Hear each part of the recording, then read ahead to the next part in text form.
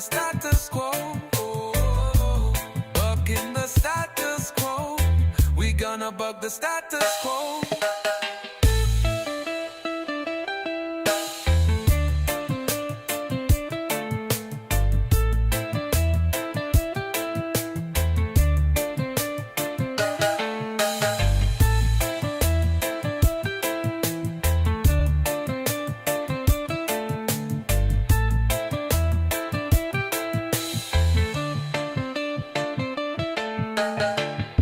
No ranks, no chains, just unity. One tribe, one light, one destiny.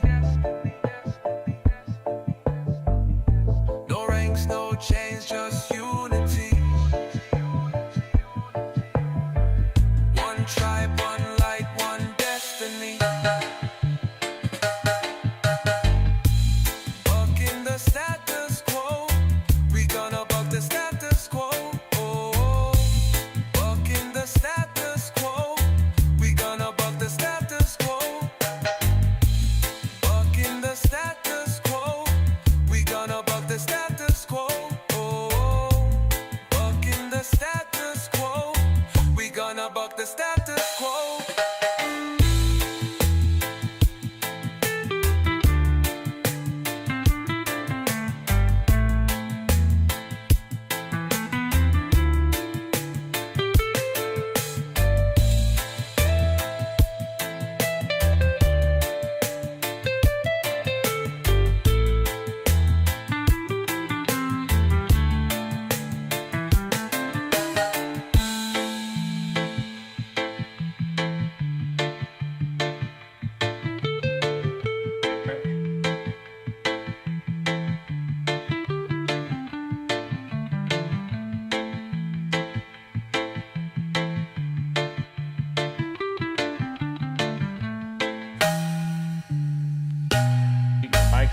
Bucking the status quo.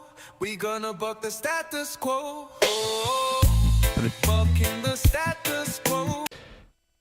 Welcome back, everybody, to the Irreverent Warriors Grunt Style Foundation podcast. I am joined today with Roy from IW St. Louis, as well as we have Stacy from IW Indiana, Dave from IW Canada, and we are expecting Tim to join from the Grunt Style headquarters in San Antonio. So stand by for that. I heard we may have some late breaking news involving some things going on in Washington, D.C. Kind of jealous. Dave gets to represent the whole country. Yeah. Oh, yes. He gets to represent an entire country, kind of similar to Paul in the UK. Paul gets to represent an entire country. We've been extremely busy in the veterans space lately. Irreverent Warriors and Grunt Style Foundation have been all over the place. We've been in DC. We've been at festivals. We've been at concerts. We've been doing Silky's hikes. I mean, you name it, we've been doing it. Most recently, we had a huge party when we celebrated the IW 11-year anniversary. Can you believe it's been 11 years? No, just like I can barely believe it's been 250 years of America. Yeah, 250 years of a united country. It's pretty awesome. But yes, on 4th of July, because July is also the anniversary of IW every year. So we celebrated on the 4th of July as naturally patriots would. And this year we got to do it with Miranda Lambert and Ludacris, which I thought was pretty fantastic. Kenny Loggins playing Danger Zone live. And somehow you got called up on stage 2 days in a row, which was pretty crazy. But we'll get into talking about that. First, I would love to jump in with Dave from IW Canada. I'd love to pull him up and I'd love to just ask him what's going on in Canada. I know that in Canada, I'd love to get an update, Dave, on what's going on with veteran rights and veteran legislation in Canada. I know you work closely with the Grunt Style Foundation, and I know that you are doing a lot within Canada because unlike in the United States where there is a huge vocal veteran population, it's much smaller and less supported in Canada. So that's why we've built this wonderful relationship. So I'd love to hear about that. And I'd also love to dig in a little bit into your Veterans Getting Fit AF community that you've put together with IW, that you've been doing online kind of virtual meetings for those that are interested in eating healthy, living healthy, working out, and want to join a broader veteran community and IW community with that. I'd love to talk about that a little bit. So first, let's get into the veterans situation in Canada. Well, right on. And first of all, cheers to you guys. Good to see you again from one veteran to another across the imaginary line that separates our two countries. So Is that coffee or maple syrup? it's pure maple syrup, dude. Come on, pure maple syrup with a shot of Sounds Canadian right. whiskey. Thanks for having me on, guys. This is really great. So the veteran landscape, it's here in Canada. It's not great.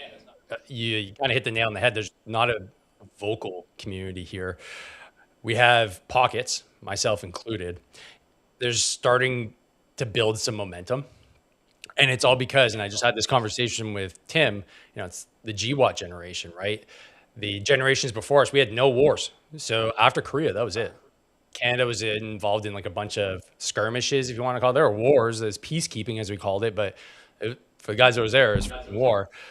But the problem is it was small kind of unit engagements. The country wasn't engaged, so we have a very small veteran population, and there's gaps, massive gaps.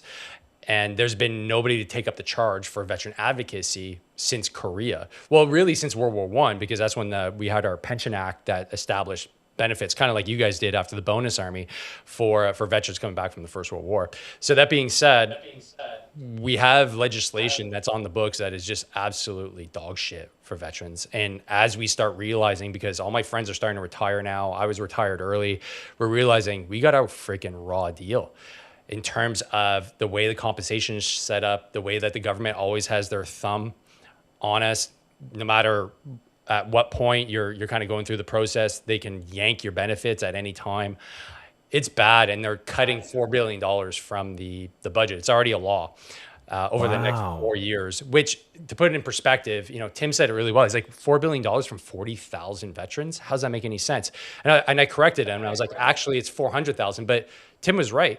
There's about 40,000 GWAT veterans in Canada. And who are the ones that are accessing those services the most now is GWAT veterans. So we're essentially taking $1 billion away from veterans every year for the next 4 years. And those cuts are not made clear. We know that they're cutting our cannabis benefit, but that's a drop in the bucket. That's barely 5% of that $4 billion in cuts. And we don't have an effort already established to start the protest. We didn't even get a say when they made these budget cuts. So that being said, we got a lot of work ahead of us, and that's why I love collaborating with you guys, learning from you guys, and spreading the message so that the global veteran community can understand, like, hey, there's a fight to be had here, and we're looking to our brothers and sisters in the United States to learn and then build an advocacy arm that can actually push back and make sure that we maintain and get some of our benefits back. Absolutely. Let us know how we can advocate for you. I know that, in my mind, I'm a little surprised. I think most Americans would think that the Canadian government would be a little bit more socially supportive or social safety net kind of supportive of the veteran community. But it also then, thinking through Canadian politics, it makes sense that they would uplift something else on their agenda and then also drop the veteran piece at the same time, because there's no skin in the game for them. They've done it before. The war's over and they're not going back to war again for a while, so they don't care. Yeah, that could be part of it. Well, you nailed it. I mean, Canadians as a whole, this is very bipartisan, are very supportive of the military, but the government is not. However, our culture doesn't promote the idea of a strong military because that's seen as Americanism. And there's something very unique here in Canada. Obviously, I've been Canadian born and raised. Our contempt and our envy of America seeps into everything that we do. So I don't have any siblings. Is it like an older brother? I was just going to say, sorry. The older brother is crushing it. And we're the younger brother, and we're kind of like, oh man, could you help us? You know what? We're gonna go on our own and make all our own mistakes. Meanwhile, you're like, well, we can help you out, and you're like, no, I don't want your help. But I'm more of the opinion that, hey man, we need to collaborate. Like, we need to learn and figure things out on a much broader scale, because veterans have been completely forgotten about for that exact reason. And the reality is, our culture doesn't want to highlight anything that is related to war. The reality is our government doesn't even recognize war after Korea. So even Afghanistan legally was not a war. And that is something that they're trying to rectify. And we're pushing for it in the House of Commons and in the Senate to just reflect, hey, I went to war. All my buddies went to war. When you don't call it a war, it makes us feel delegitimized. And that's the scope of the problem we're dealing with, dude. We don't even call what we did in Iraq, Afghanistan, and all over the Middle East a war. So if you can't even call it a war, then how can you even go to bat for veterans if they're not war veterans? And you can see how big of a problem that could be long term for the community. Wow. Yeah. Well, I mean, hold that, Roy. Speaking of veterans benefits and fighting for them, our producer's saying that Tim Jensen's on the line with some breaking news.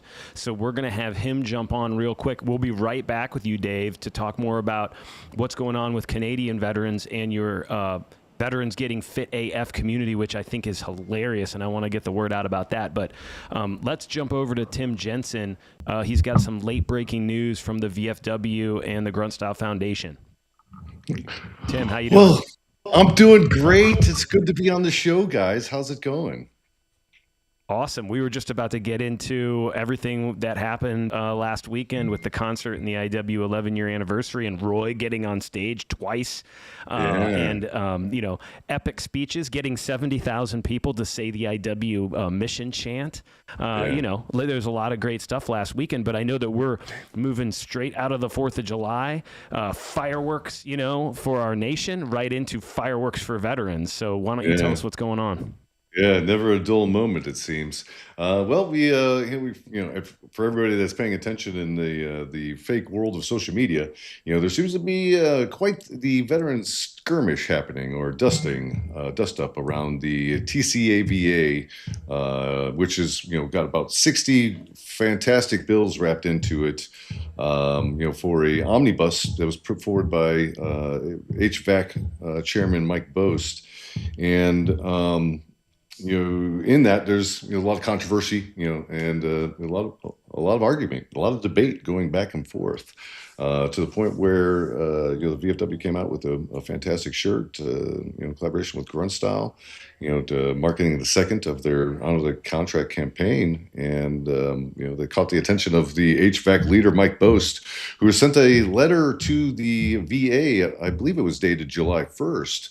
In which they were asking for the VA to audit and potentially remove the VFW's accreditation for. Wow, that's shots fired there. That's a bold move. It's a bold move, right? So that's a declaration of war. Well, I to people that find the VA and the VFW services of great value, and I think that's majority of the population of the United States, that is a pretty egregious and bold assertion, especially in the United States of America, where freedoms of speech, most specifically our freedom to criticize, right, elected officials, is protected, and there's nothing in there that was violent. There's nothing in there that was inciting political violence. In fact, it's quite the contrary in terms of how the reaction was, where the chairman, went on a direct assault, on an individual citizen. I can't make this up. It's all very strange, and it seems to be driven by a lot of money. Starting to flow through, all of this conversation. Like Mike Bose has his hands, pretty dirty with a lot of, Claim Shark contributors. One of them that was found, to be doing some dirty business, and then made some significant contributions there. So there's a lot going on here, but that has all culminated to this moment in time where the VFW, who and many other organizations that have been standing in the breach, to keep this bill from being passed and, taking away from future benefits, to, get together and organize, right? Because the vote is coming up, and the word on the street is the vote's going to happen next week. So I'm going to read an email, not my words. I'm going to read straight from the man himself, Mr. Dan West. So I like to I call it as a fiery Marine, and somebody that's not going to get pushed around. So this is directly from him, sent Wednesday, July 8th, 2026 at 1800 hours. And the message reads as such. The subject line, rally at the Capitol. Stop believing in Santa Claus and let's do the work afforded by our Constitution and peacefully assemble to protest TCAVA. My fellow comrades in arms of the veterans of foreign wars, or our auxiliary and American patriots who support those who go into harm's way to defend America. As many of you know, the House of Representatives may take action on the Take Care of American Veterans Act, otherwise known as TCAVA, as early as next week. The decisions made in this coming days could have lasting consequences for future generations of veterans. The VFW National Legislative Service is organizing a Hill mobilization on Tuesday, July 4th and Wednesday, July 14th and Wednesday, July 15th, followed by a press conference on Thursday, July 16th at 11:30 a.m. at the House Triangle, otherwise known as the Swamp. I recognize that this message is reaching leaders across the country. Traveling to Washington on short notice is not easy, and I know it comes with both personal and financial costs. I also know that many of you already have commitments and travel planned. If you are already planning to be in Washington, D.C. Area next week, or if attending is within your ability, I ask you to join us. Leadership matters, especially at moments like this. Every additional advocate helps us reach more congressional offices. Every conversation reinforces the VFW's position. Every leader who shows up demonstrates that our organization is united in protecting the earned benefits of today's and tomorrow's veterans. If you plan to participate, please complete the registration form no later than Sunday, July 12th at 11:59 p.m. Eastern Standard Time. You can find this on the VFW website. VFW Capitol Hill TCAVA mobilization registration form. Completing this registration form is essential. The National Legislative Service will use it to develop the advocacy teams, coordinate office coverage, and begin requesting congressional meetings. If someone intends to participate, they must register so NLS can plan accordingly. If you know members, auxiliary members, or other advocates in your department who may already be traveling to Washington or who could reasonably make the trip, I ask that you personally encourage them to participate as well. A direct invitation from a trusted leader often makes the difference. Thank you for your leadership and everything you do on behalf of the VFW and those you serve. And those we serve. I appreciate your continued commitment to ensuring Congress hears directly from the veterans and families who will be affected by its decisions. Favor fortunes the brave, and let's be brave. So let's be brave and bold, just as we were when we were deployed. And there's the message, respectfully, from the Adjutant General, Mr. Dan West. Right. So they're not backing off. They're not backing down. They are against this bill. And I think Roy said it best. I was asking him about the bill before we came on the podcast, and he said, we're not trading our children's benefits for our benefits. We're not going to do that. We're not going to take away from our children and benefiting ourselves now. And I think that kind of put it into perspective for me, because I haven't had the time to go super deep on all of this, but I know that I trust the VFW's judgment. I trust your judgment on this. And if we need to take the fight to Washington and peacefully protest, then that's what we'll do. Yeah. It's I've seen this a couple times. So this is I've been doing this for many years. It goes back, my first experience with petitioning the federal government around veteran issues goes back to 2013 during the first sequestration that happened, if you guys remember that. There was a lot of problems going on, and they shut down the National Mall. They put barriers all around the national monuments. Grunt at that time was involved in bringing World War II veterans to see the monument, the World War II monument, on their 1-year anniversary. So they shut these things down. We weren't able to go see and admire the monuments. You had to do it from afar. We found that to be completely unacceptable. We participated with many other veterans. And we removed all those barriers from the National Mall, carried them, and threw them over the fence at the White House, right into the front lawn. It's documented. That's you don't mess with the veteran community, guys. Like, I don't understand why the Congress, continues to push us around um, like they're doing, right? That we're just supposed to take it. And I'm not like saying this call to arms or anything like that. It's like we just got to let our voices be known, right? We don't negotiate from a position of weakness. We don't give up things that are owed to us. If the VA is taking away things, then we put pressure, the VSOs need to do their damn jobs, right? And put pressure where it needs to be pressured, not taking knee and folding to it and saying, we know this exists, but we have to do this anyway. Like that, no, that doesn't work like that. Like, these bills need to stand on the merits of their own feet. In my opinion, as one, just one layman, individual that is advocating for veterans for many years, if these are things that we absolutely believe in, protect them with mandatory spending, just like we did with the PACT Act, and don't let the oppositions try to stand in the way of that. Because once it becomes discretionary on your very most important projects, then it becomes subject to cuts. Yes, and you should be a lot more. You should be a lot more discerning when you enter into war, to not just think that it's those immediate costs. And I think that's something that we continue to do poorly as a country, is to say, oh, we're going to go to war, but it's only going to be this 3-month period in this country or whatever. There is a tail of debt, essentially, that comes with any military action that's taken across the world. And it's not just the dollars spent at that moment. In fact, I would say that's just start kicking off the spending. But you have to pay for the injuries, the care, all the fallout, all the different things that occur. There's a debt for every war that started, and we have to be more discerning as a country around that. Yeah. And you're absolutely right. Marines, Army, Air Force, Navy, Coast Guard, they don't go out and start wars, right? Wars happen because of failure of politics.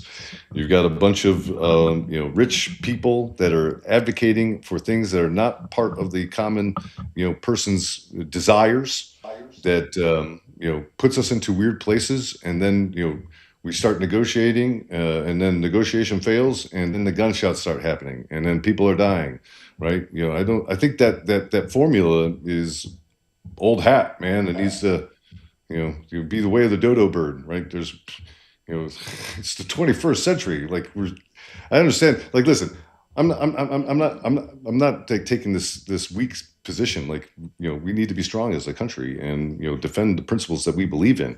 But the warfare that we continue to go after, and we're signing up for a $1.5 trillion National Defense Act, that expands our budget, like what, 150 times? I don't even know what the number is.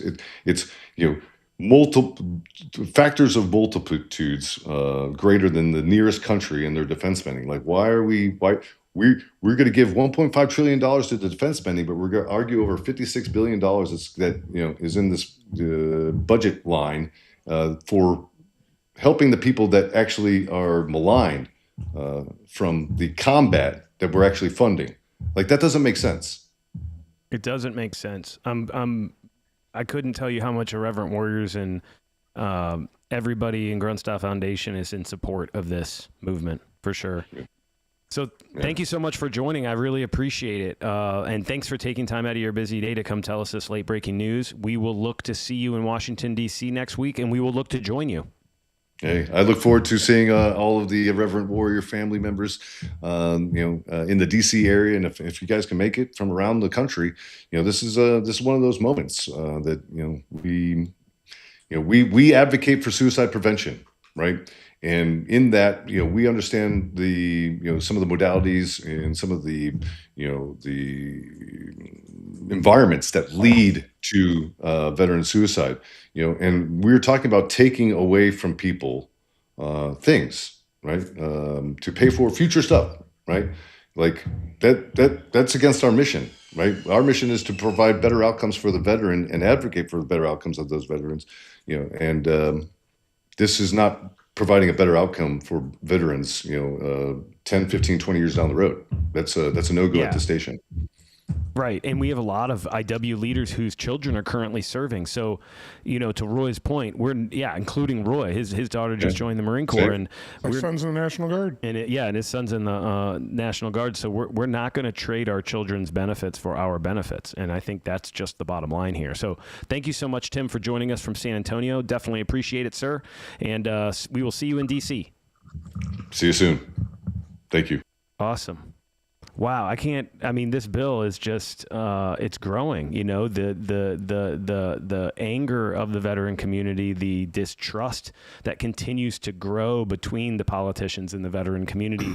I feel like this is leading towards something big, Yeah, by the way, shout out to IAVA, who on Monday signed off on opposing TCAV. So good on them too. And they're one of the big 7. Yeah, they haven't stood up in a while, so that is good. Let's bring Dave back on, IW Canada. Sorry, we cut him off. But hey, Dave, you get to hear live and direct what we're about to do in DC next week. Oh, Canada. Freaking love it. I would love to be in Tim's position at some point, being called out and having, amendment rights being infringed, and, a call to action that's so profound, because we're dying from indifference here, man. There's so few people that care. That would never happen here. And the other thing I've mentioned a few times, and I talked with Tim about this week, is like the fact that you have a First Amendment and that your speech is a right.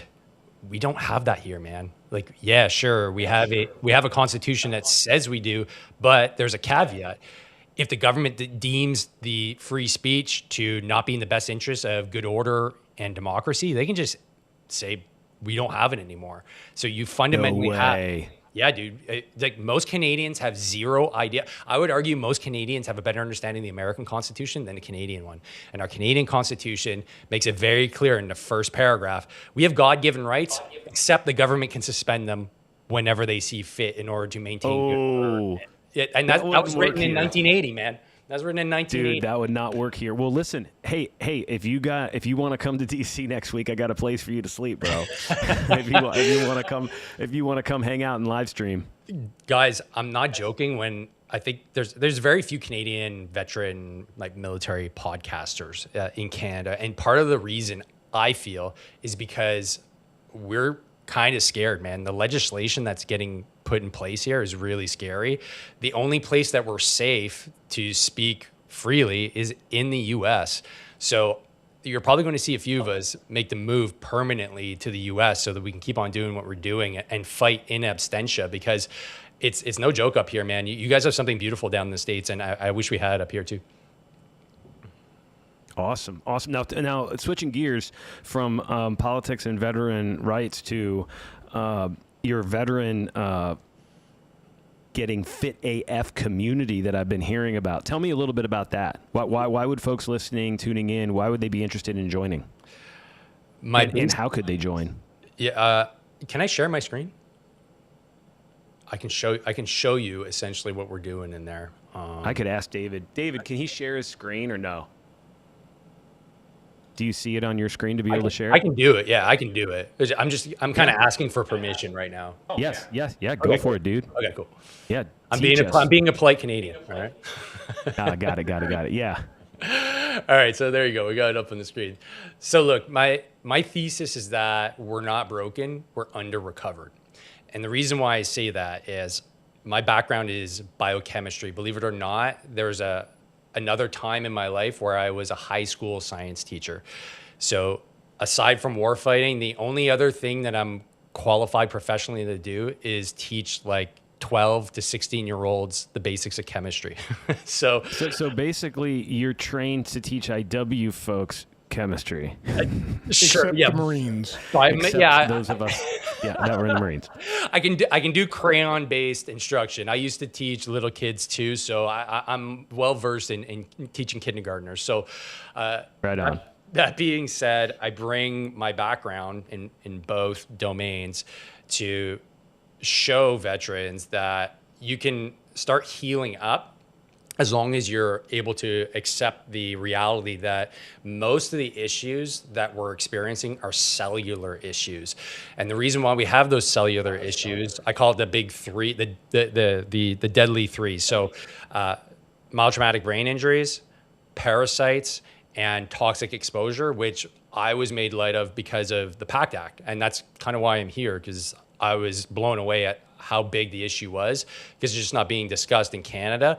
So I dug into the research, and it's just overwhelming that the amount of combat that we saw over the 20-year period, and I'm speaking specifically for the GWAT veteran, was more than any other generation of warfighter, full stop. And I can say that confidently because combat exposure doesn't mean storming the beaches of Normandy. It means you're sitting on a fob and you're playing Nintendo Wii. Well, the reality is your central nervous system is still jacked up because there's a potential for a mortar to come in, or you're nervous about the fact that you're going on another patrol and you might get vaporized. And we're in those combat environments for, in Canadian context, 6 to 8 months, American context, a year, multiple times, and it was the same people going over and over and over again. And they capped that well for 20 years. And we're expected to come home, file a claim, and then just get on with it. No, I mean, you can go to the VA as long as you want. It's not going to fix those cellular issues. So the group's intent is to start getting you to the point where you can start getting yourself back to baseline, essentially, before we join the military.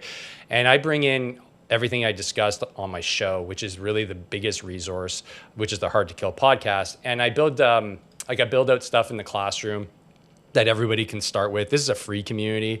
So the first thing I encourage everybody to do is the baseline 7-day body audit, which is essentially show up, do 7 days of activity, which could include walking, gardening, playing with the kids, whatever, it doesn't matter. And then just follow 2 other really simple guidelines, which is like don't eat past 7 p.m. and drink some water. And that's just to establish momentum, because most veterans, and I'm speaking from experience, you go down into this like downward spiral of shit, and then you don't know how to get out of it. And like Hugh, I don't know if your experience getting out, but mine, like I was fit, man. Like I was good to go. And then all of a sudden I wasn't. I was fat. I was out of shape. I was miserable. All my joints hurt, my back hurt. And I'm like, all right, well, I got to get back at it. And then you try to go back to the gym and it's a complete and utter failure because you either hurt yourself again or you can't do what you used to. And then shame starts to set in, and then everything just it's a psychological. Oh yeah, huge psychological thing. We got to have you on and do like a whole show on this, because I don't think we have enough time for the snippet that we've given you here. That'd be a really good Triangular Compass episode. Yeah, we need to go deep on this community. If anybody's interested in signing up for what Dave's talking about, go to the Irreverent Warriors website, go to our events. You'll see the link right there for veterans Getting Fit AF community, and just click on it. And that is getting in with Dave and starting to be a part of the IW community that's focused more on this type of health.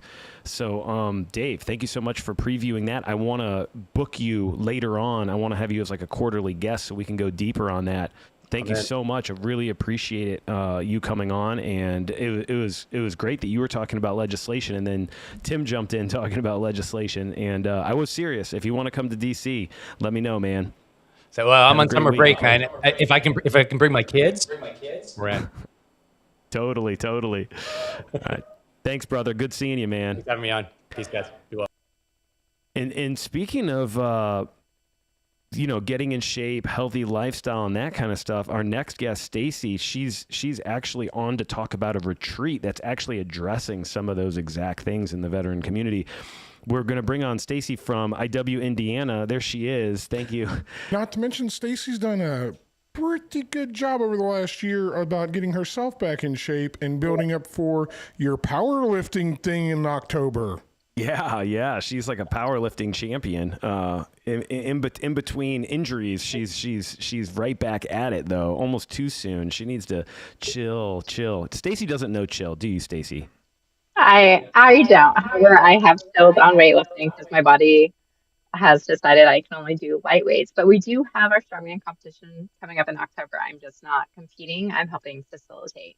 And that's a fundraiser for IW. So we're really excited about that competition coming up. Awesome. Awesome. Well, tell us what you got going on. I know you got a retreat, and I know at every retreat I've been to through IW Indiana, there's been health aspects. Yeah, so we have the male veteran retreat coming up, Operation Firewatch. It's July 31st through August 2nd. So it's a male only retreat this time. And we do have a lot of health components included. One of the ones that I'm really excited to bring back is the TRE release, which is a trauma release, which we've had some really positive feedback from. And those that aren't familiar with TRE, it's tension and trauma release exercises, and it's essentially how your body stores trauma and how you break that down and release it appropriately. So our instructor is certified in that, and she comes out and teaches you how to do that during the retreat so you can use that in your daily practices, to help release those traumas and triggers. So we're really I love excited that about that. because, yes, I came to one of your retreats earlier this year where you did that TRE. And it's funny, before I came to the retreat, Trey Warren, who's a member of the IW Missouri community, he's a F-18 fighter pilot that's been doing a lot of holistic modalities to heal his PTSD and suicidal ideation. And he was telling me about this type of holistic modality where you shiver and tremble intentionally in order to access and release trauma in your body. And it was so fascinating to me, and I really wanted to learn more, but there's not a lot of information out there about it. And then when I went to your retreat in Indiana, we actually experienced it. And I was totally skeptical, like I am with most holistic modalities. I was like, this is ridiculous. Why are we, why are we doing this? And then at the end of it, I'm like, oh my gosh, that's exactly what I needed my whole life. Like, why have I been running away from this? So it was very, very typical me, but it was fantastic experiencing that. I'm really glad you found that modality and are bringing it to the veterans that attend these IW retreats.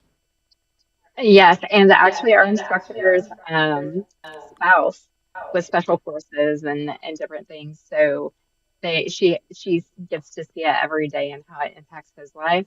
And we're excited that he came out and visited, did not attend our last retreat. So we're hoping he'll be back out as a plus one, because it's always great to connect more veterans.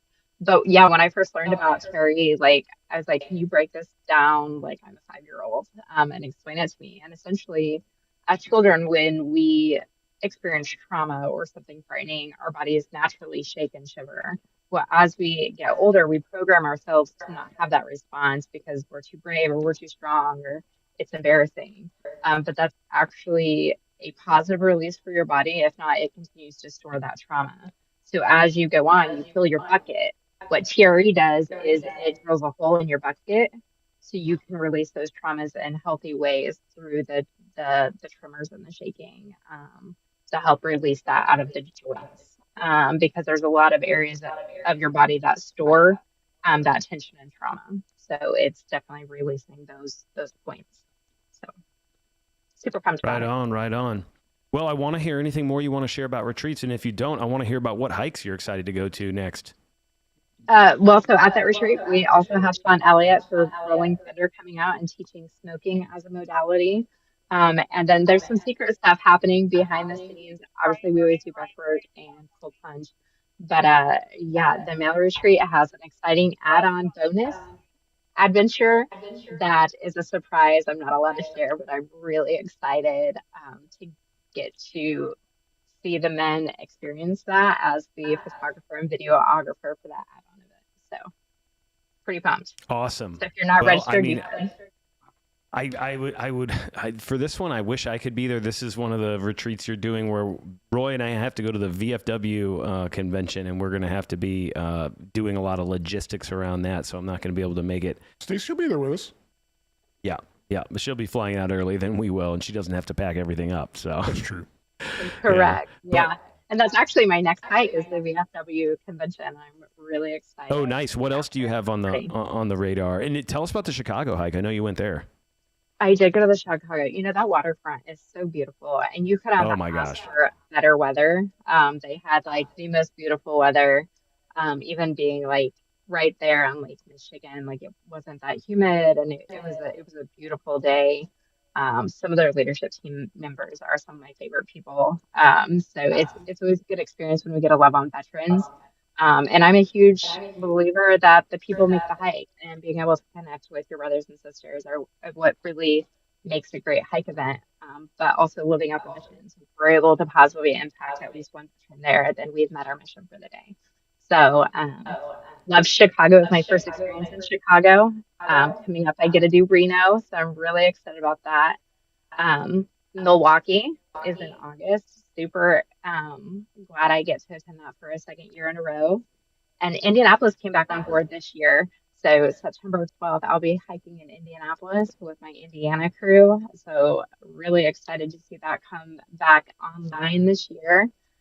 Following that, I think I will be at Memphis, Cincinnati. I feel like, oh, Louisville. Louisville, this is their first hike. So I'll be out supporting Louisville, Kentucky. And then I'm hoping to hit Key West this year. I've never been to a Key West hike. So I'm really hoping Key West it continues to stay on my radar. And one of the really exciting things I get to do in between all of that, because if that's not enough, IW Adventures Punta Cana is on my docket for this year. And I am so ecstatic to go on that experience and be able to fundraise and support IW through IW Adventures. Awesome. How can people get involved with IW Adventures? So IW Adventures has a website. It's iwadventures.com. And we actually have trips planned all the way through 2028. Mike is amazing, and he works with IW to help find experiences that our veterans would like to do. There's some that are adult only, and then there's also family-oriented ones that you can bring your family on. So there's a lot of different things, from cruises to all-inclusive retreat style, like on property. Punta Cana is like a getaway all-inclusive trip with swim-up bars and all kinds of stuff. We have two different like experiences you can choose in that can include some like maybe ATV, zip lining, adventure type stuff. So, and then some like, it's not scuba diving, snorkeling maybe. So, yeah.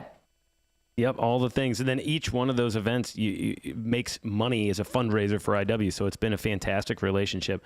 So thank you so much for joining us, Stacy. Definitely appreciate having you on. I look forward to hearing and reading the surveys from the folks that go to that wonderful all-male retreat in IW, Indiana. And thanks for everything you do for IW.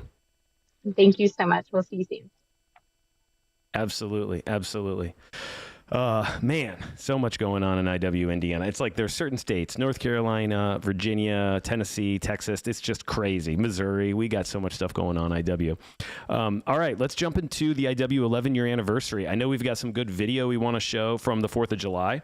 And so we'll jump into that and show everybody, what they missed. They could have signed up and they could have came. Tickets were $11 and it was a fantastic time here in St. Louis. So we'll go ahead and jump into that. Oh, and there was a monsoon too.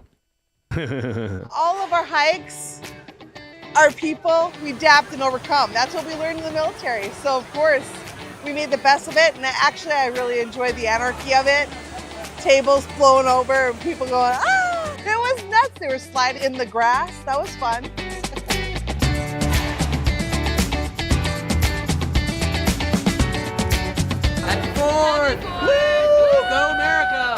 Yeah, so I think getting to spend this day on the 4th with a bunch of other veterans and family members, this is really what it's all about. This is why we fought. So I think it's really great that we get to share this day today, 250th and the 4th, with each other and with family and friends. So it's a special day for me.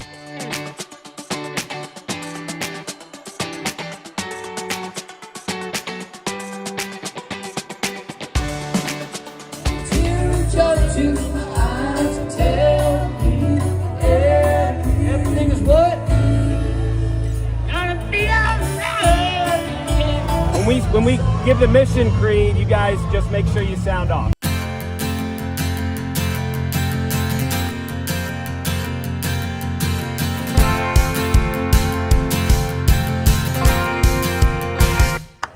We are 11 warriors from the Grunt Foundation. Hey, St. Louis! So what we're here to do do is to point veterans in the right direction and put them on a better path and show that there are better ways of getting out of isolation, to come into camaraderie, and to come around with their veterans and heal together. We are one united country, and in spirit of camaraderie, I would like for you to join me in singing Happy Birthday to America. Happy birthday, dear America. Happy birthday to you. Thank you, St. Louis. You know, I could have the worst week ever, but if I have an IW event behind it, I know my weekend's going to be great because of this, the empowerment that everybody gives us. It's the love that we get, we share each other, and then, you know, we disperse it out to everybody. It's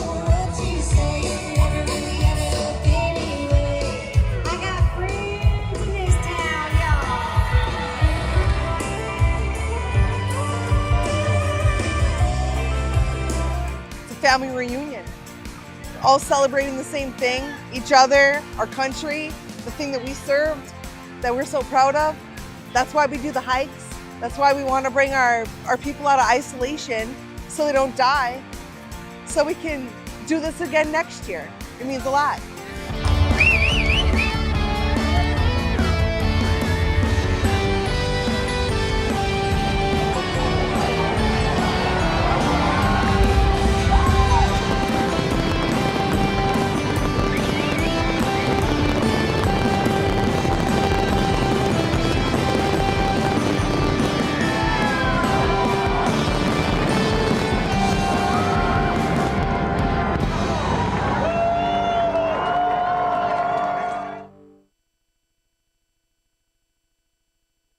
Yeah, there is so much to talk about there. It's almost overwhelming. But I wanted to start out by covering, which was there were so many things that weren't even shown in the video, but I would say fantastic video.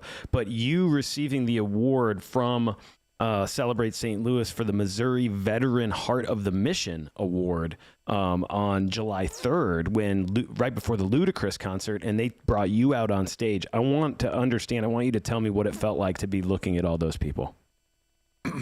Humbling.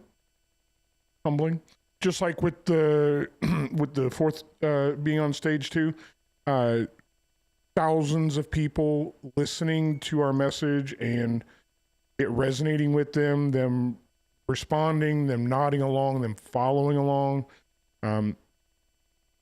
It's refreshing to see that there's that many people that are invested in it, that care about it, and are willing to follow along. At the end of the day, as long as we have an educated populace, that's one of the most important things out there.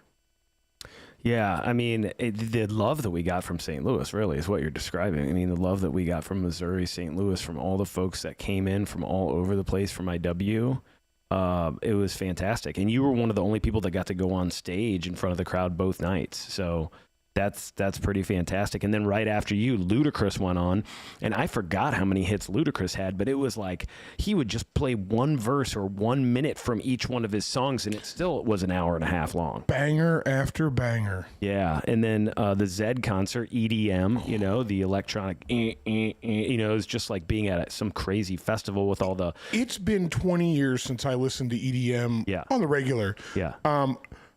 But whoever synced the music and the drones and the fireworks all into one show, that person deserves a pat on the back because that was amazing. That was one of the coolest fireworks shows I've seen in a long time. In the drone shows, like while the EDM, the electronic dance music was playing, a UFO, an alien UFO out of drones came up out of the Mississippi River and then started doing all this crazy stuff, and that was just mind blowing. That was fantastic. And then fireworks, for those that don't know, this show every year, and we'll be there again next year, but this show Under the Arch every single year has the biggest fireworks in North America. If you want boom, boom, boom, you got it. You got to come to St. Louis. And then July 4th, we saw the monsoon that occurred during setup, which, Roy and I and the rest of the hike team trying to get everything set up and then having wind and rain come in. That was just completely epic and kind of throwing everything everywhere and destroying everything.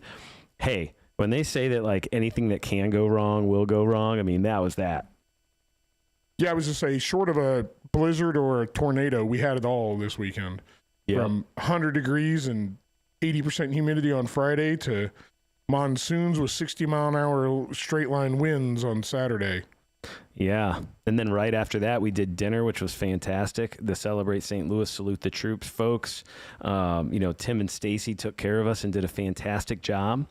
Hospitality that is unmatched, I believe. Unmatched. Missouri's really got it, and St. Louis has it in spades. And then Kenny Loggins went on, and then we were backstage, getting ready to go on, and Miranda Lambert didn't know what to think of us. She was looking at us like we were the craziest folks in the world. We're backstage with Miranda Lambert, and Kenny Loggins plays Danger Zone and Footloose right before we come out. How'd that feel, hearing Danger Zone and being backstage?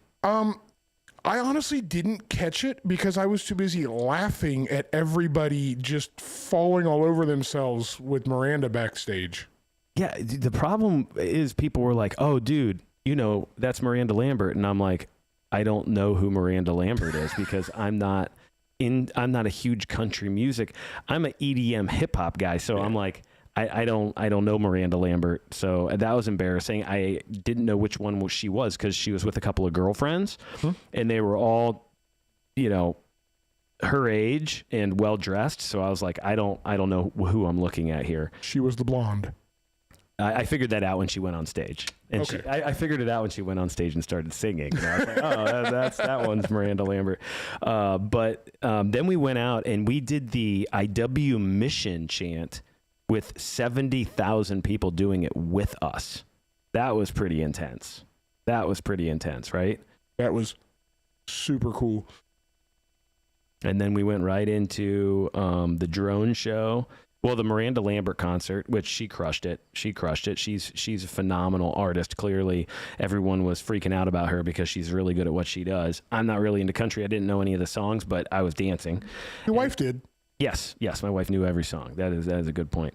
And then drone show, again, a completely different drone show, which I was very impressed with that. The Clydesdales.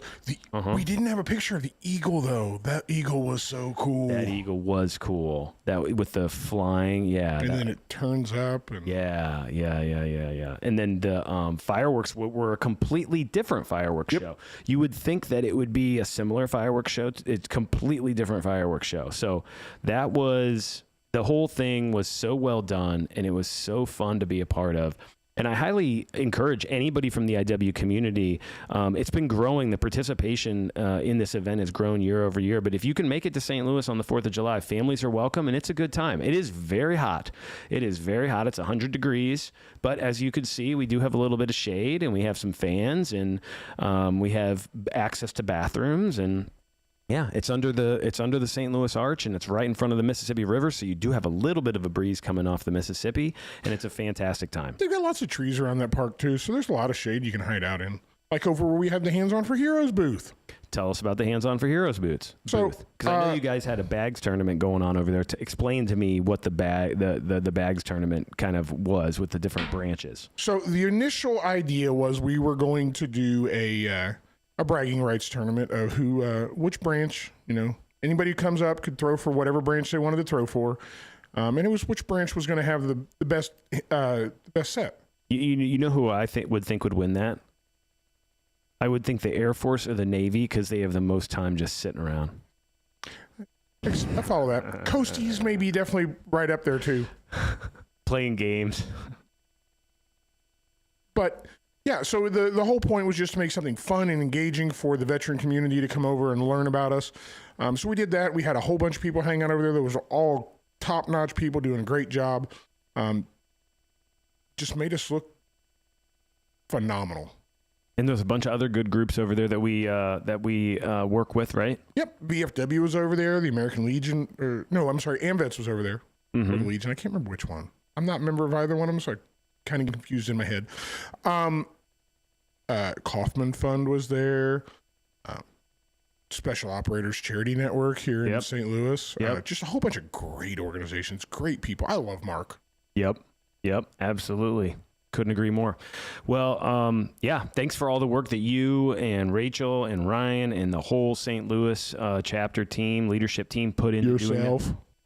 Me, thank you, me. That was fantastic. It was a great event. We look forward to it next year. Feel free to join us July 3rd and 4th in St. Louis. And thank you so much for joining us today. This has been a wonderful chance for everybody to come together. I was able to touch with people, get in touch with folks that were in other states and Canada and Washington, D.C. and San Antonio. So it's been a fantastic episode. Have a beautiful weekend. We hope you enjoy a Silkies hike. Check out our website, and we will see you next time. Thank you very much. And if you can, make it to D.C. Make it to D.C. to support. Oh, yeah. Come join us in D.C. next week, 14th, 15th, and 16th.